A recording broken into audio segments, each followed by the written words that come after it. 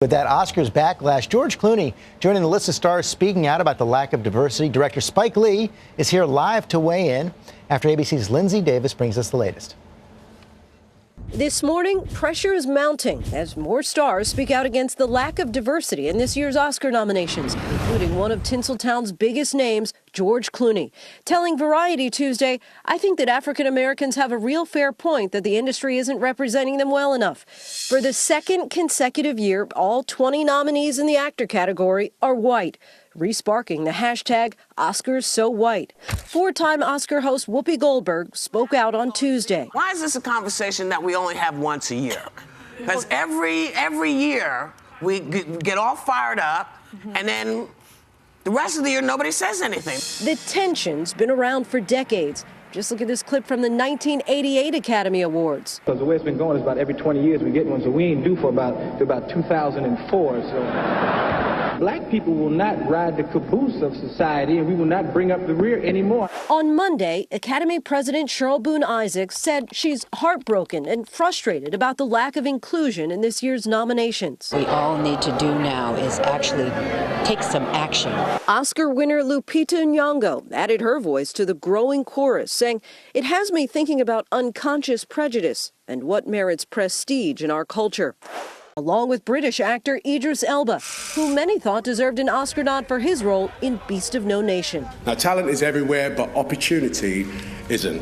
We haven't done enough to nurture our diverse talent. For Good Morning America, Lindsay Davis, ABC News, New York. Thanks, Lindsay, for that. And Spike Lee joins us now. He's an honorary Oscar recipient, two-time Oscar nominee. Thanks for joining us Good morning. this morning. So you're not going to the Oscars? I'm going to the Knicks game. Okay. I sold my tickets, but after I put my essay out, my wife and I decided we're not going, so I bought my tickets back. We're going.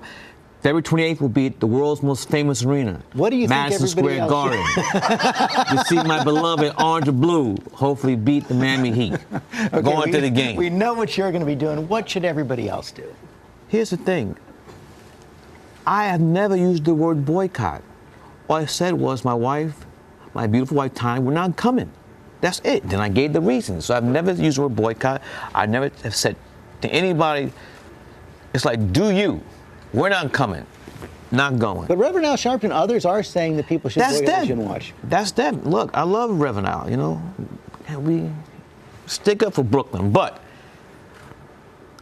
I'm not going, my wife's not going, and everybody else can do what they want to do.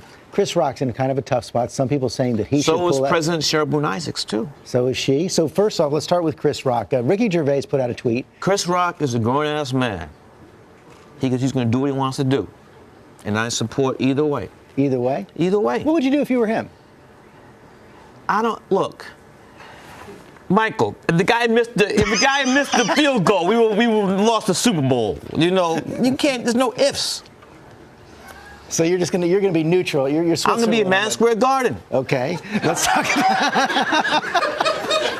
Let's talk about Cheryl Boone Isaacs. And she says we need to make some real changes. She's saying she's going to take dramatic steps to change the composition of the Academy. In fact, when I received my honorary Oscar at the governor's ball in November, she began that night saying this is her plan.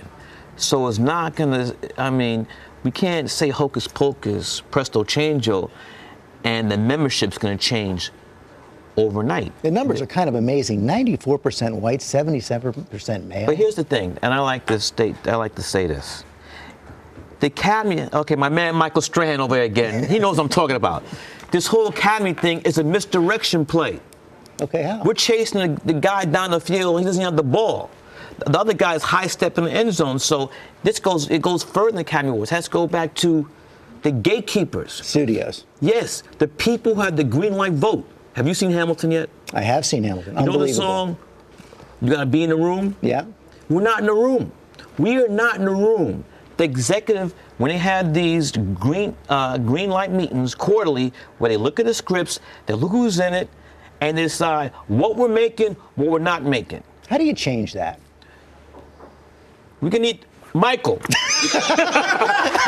What is it? Hey, Spike.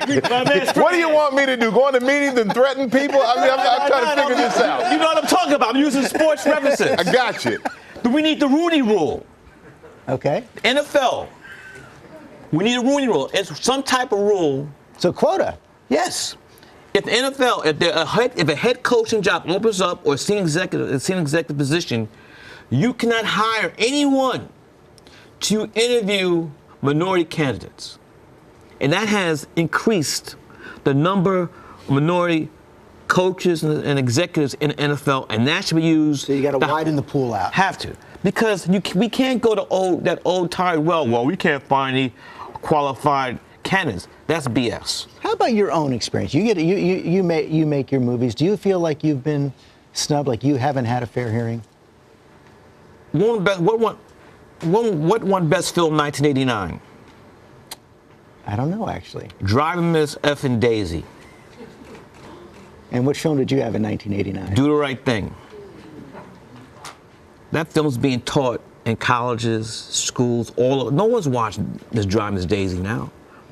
So it also shows you that the work is what's important, because that's the stuff that's going to stand for years, not an award, not whether it be a Grammy, a Tony, or whatnot. So even if you don't get the Oscar, there is some success, but there's still a huge problem in the whole studio system.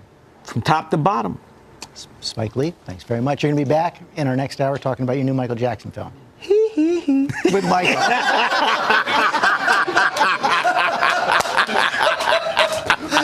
My man. Peace.